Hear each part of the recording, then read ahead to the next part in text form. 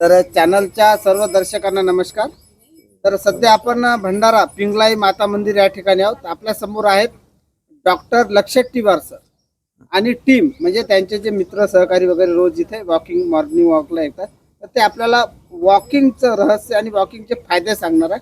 तर बोला सर, वॉकिंगचे फायदे काय आणि आपलं आपलं जे फील्ड आहे, ज्या फील्डमध्ये आपण काम केलं त्याच्याबद्दल थोडं सांगा.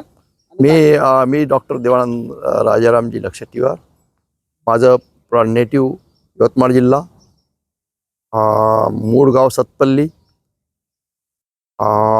नोकरीनिमित्त मी भंडारा येथे 87 पासून आलेलो आहो.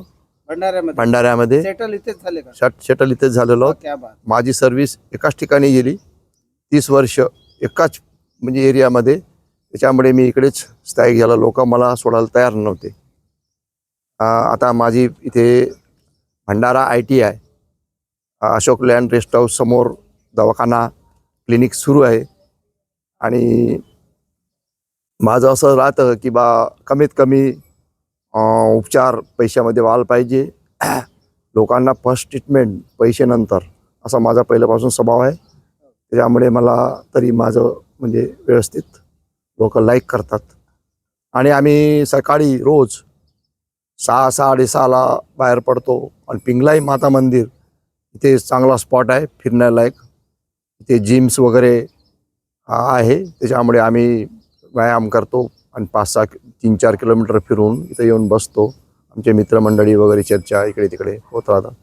आणि सकाळचा टाईम. सर, मी आपल्याला एक गोष्ट विचारू इच्छितो की आपलं वय काय, एज? माझा 66 सुरू आहे. आपल्याला डायबिटीज वगैरे काही? डायबिटीस नाही आहे.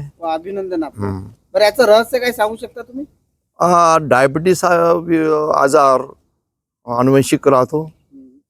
आणि लाईफस्टाईल चांगला पाहिजे. फिरायला झालं सकाळी मॉर्निंग वॉकिंग, आहारामध्ये गोड कमी खाणे, चहा कमी पिणे आणि मन प्रफुल्लित ठेवणे हा मेन त्यामागचा रहस्य आहे. तर सर आपलं नाव काय? उदाराम वासुदेव येडाऊ. तुम्ही पण रोज इकडे येता का हो फिरायला? हो. तर तुम्ही सकाळी किती वेळ मी सकाळी फिरता? बराबर माझा अलार्म सकाळी 6 वाजता लागतो, त्यावेळेस मी उठून जातो. तर फिरण्याचे फायदे? फिरण्याचे फायदे म्हणजे हलकं राहते मन आणि चांगलं वाटते आणि फ्रेश वाटतो. दिवसभर फ्रेश वाटतं आणि माणसाला एकदम चांगला प्रफुल्लित वाटते. कोणतं काम करायची इच्छा होते. कोणतं काम आणि दुपारी करायचं झोप नाही लागत? दुपारी नाही, म्हणजे झोप दुपारी लागते. झोपता का तुम्ही? मला डायबिटीस असल्यामुळे मला झोप लागते. झोप लागते? हो, जे आहे ते चांगलं करायला. नाही. सर आपलं नाव? कमलाकर नथुजी चकोले, प्रगती कॉलनीमध्ये राहतो. येस. माझी वय 74 मध्ये 74 आहे. अरे बापरे, वाटत नाही.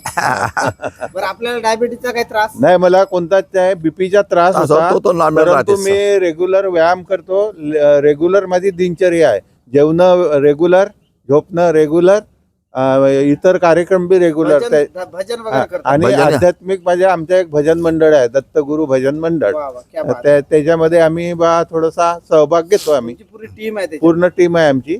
आणि एकदा आपल्या टीमला नक्की भेट देईन मी. हा. तर सर आपलं नाव? माझे नाव वसंता नत्तू साठवणे. मी इथे लल्ला सेलिब्रेशनच्या बाजूला राहतो.